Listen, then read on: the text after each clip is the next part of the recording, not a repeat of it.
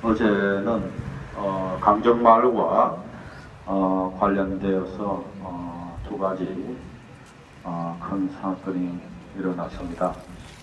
첫 번째는 원희룡 새누리 당선자가 전 서귀포 시장인 박영부 씨라는 분을 도지사 인수위원회의 핵심 멤버로 배치했다는 사실이 알려졌다는 것입니다.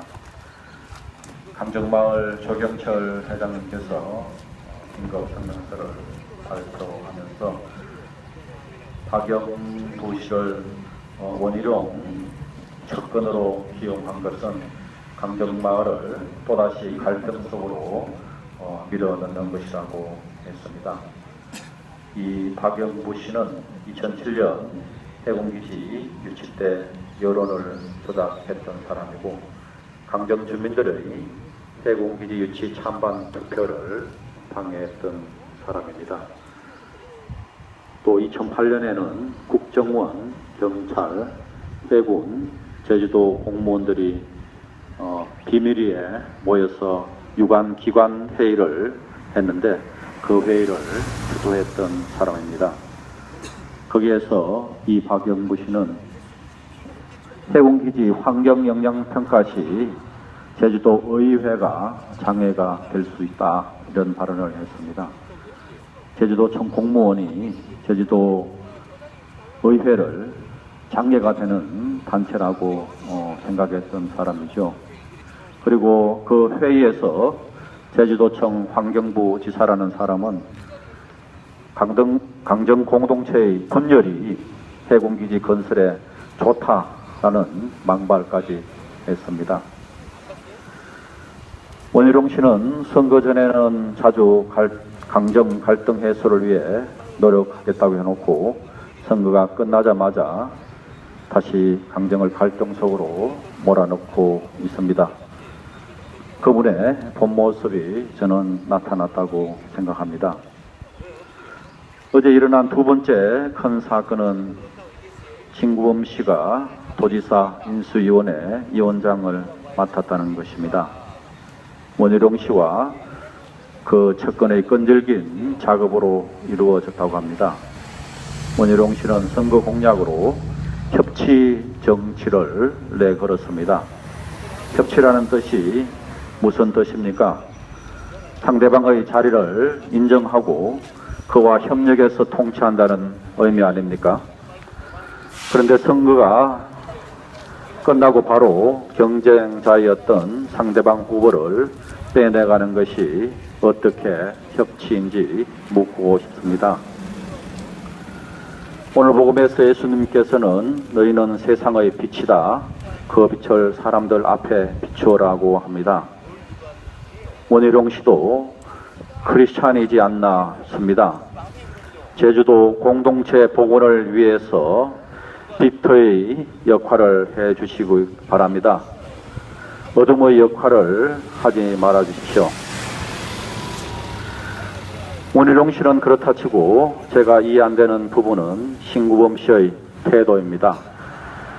신구범 후보는 이번 선거에서 34%의 지지율을 얻었는데 9만 9천여 사람들이 이분께 투표를 했습니다.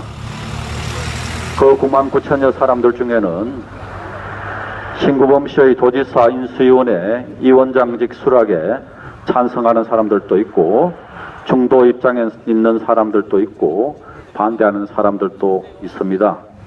그리고 아무 의견도 없는 사람들도 있을 수 있습니다. 저는 신구범 씨의 도지사 인수위원회 위원장직 수락에 반대했던 사람입니다. 그 아드님과도 통화를 했고 아버님을 말려달라고도 했습니다. 이유는 이렇습니다. 신구범 씨는 강정마을에 지리스에 보낸 답변서에서 이렇게 이야기했습니다. 해군기지 건설 사업이 국가안보를 빙자한 해군의 몸집 불리기에 불과한 사업이고 총체적 부실 사업임이 명명백백하게 드러날 경우 원점 재검토를 포함하여 잘못을 바로잡기 위해 필요한 모든 조치를 취해야 할 것이다 라고 했습니다. 다시 말하면 여건이 되면은 해군기지 원점 재검토도 하겠다는 말이죠. 이런 공약을 들고 나와서도 만약 신고범 씨가 새누리당 후보로 나왔으면은 저는 그분을 지지하지 않았을 것입니다. 새누리당을 믿지 못했기 때문입니다. 저는 새정치민주연합도 별로 좋아하지 않지만 그나마 둘 중에서 상대적으로 나은 당의 후보로 나왔기 때문에 그를 지지했던 것이죠. 선거에 질 수 있더라도 야당의 수장으로서 너무나 엉터리인 새누리당인 여당을 감시하고 견제하는 역할을 해달라고 그분을 지지했습니다. 신고범 씨는 그분의 능력을 제주도와 제주도민을 위해서 쓰는 것이 좋겠다고 생각해서 초당적 차원에서 인수위원장직을 수락한 것으로 알고 있습니다. 하지만 야당의 수장으로서도 얼마든지 여당과 협력하여 그 능력을 바로 발휘할 수 있다고 생각합니다. 오늘 복음에서 예수님께서는 우리들에게 세상의 소금이 되라고 하십니다. 소금은 소금 역할, 다시 말하면 짠 역할을 해야 합니다. 그래야만 음식의 맛을 낼 수 있고 음식의 부패를 막을 수 있습니다.